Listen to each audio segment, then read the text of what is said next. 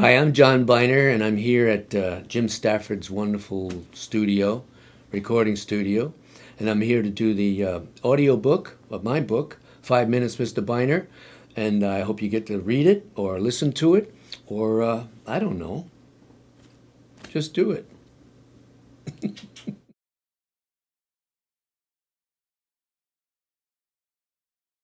It just happened. My mom took us to a movie to see Bing Crosby in a movie called Here Come the Waves. I was 6 years old. And when we got home from the movie, Dad came back from work, and Mom was feeding him the late supper. And he said, "What'd you see in the movie today, Christina?" And she said, just at the busy at the stove, said, "Johnny will tell you." And that's where it started. I started doing accentuate the positive as Bing Crosby, got an accent, and doing the hitchhike things and all that kind of stuff that he did in the movie. And then Mom, it got to be so that Mom would sometimes, when we had company and they stayed late and stuff, she'd come sometimes 3 o'clock in the morning, wake me up, say, "Come on down to the living room, John. Aunt Annie wants to see you do that thing," you know. So that's the way it all started.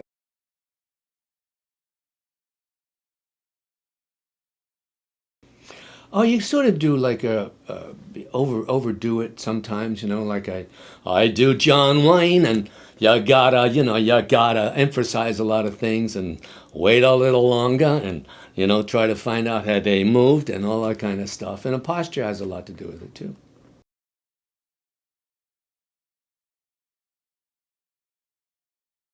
I like doing Joe Cocker. I like doing Elvis Presley.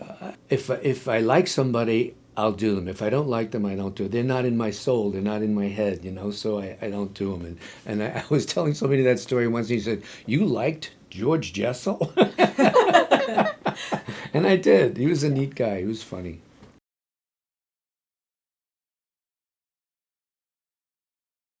I realized it's like your mind's ear. You have I hear the voice in my ear, and then I just duplicate it. Like I can talk like Dean Martin, and I can turn to Jerry Lewis in a minute. I can have them talking to each other.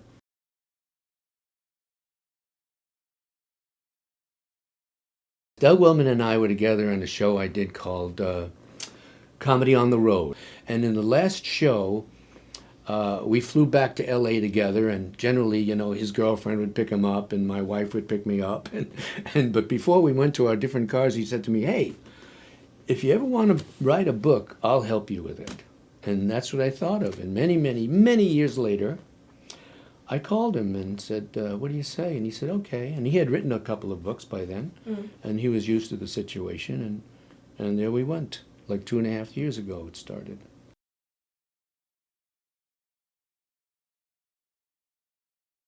It was just like the first time I walked into the nightclub in Los Angeles, the Hilton Hotel, and I started going toward the slot machines, and I heard, "Hey, Joan!"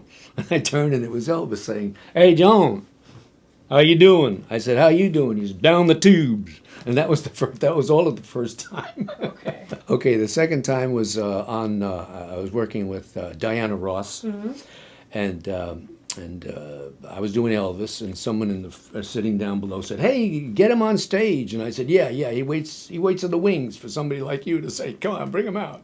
So he said, "No, he's in the back." So sure enough, the spotlight came around, and he stood up and he waved, and I said, "Come on up, I got a few minutes left." Diana Ross wasn't ready. I got a few minutes. So then I was working with Bobby Gentry, and I used to go out between shows, drive out in the desert, and just roll the windows down, get away from the smoky rooms and all that kind of stuff.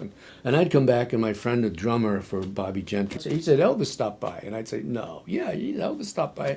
And so one night I just hung around with Ed, and we're talking, and the phone rings, and she says, "Somebody wants to see you up here," and it was Elvis. And it was, I knocked on the door at the dressing room, and he opens the door, and he had a cowboy hat on. He says, sorry about my hair. I've had a bad hair day. I got a bad hair day." So we had a little laughs, a couple of laughs, sitting around. And then he got up and he left, and he went to see Bobby in another room. And he came back, and I felt his hands on my shoulder, and he whispered, "Hey, you want to come over to my place and have a few laughs?" So I said, "Yeah, sure." He said, "Bring a few friends if you want." So I brought my manager and my Eddie. I brought him over, Okay. and we hung out at the suite. And his place was immense. I mean, courtyards and swimming pools and all this in the suite. It was good, absolutely great. And we had a good night. It was a wonderful night.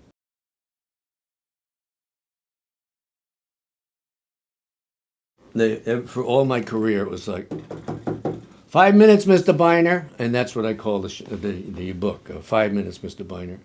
And it's all about my life, starting out with that story I told you about the first time I did that thing for my parents, and it built from there. It built and built and built and built, and I needed a buck when I was driving the truck. I didn't mean to rhyme it, but it's true. And I saw this sign that said entertainment every Saturday night, and that's how it all started. One thing led to another. Yes. And I met my great manager, Harry Columbi, who was managing Thelonious Monk and Mose Allison, and that was it. Here it is, folks. There it is. Ta-da! Ta-da! That's right. That's a book. So Lies, lies. They're all lies.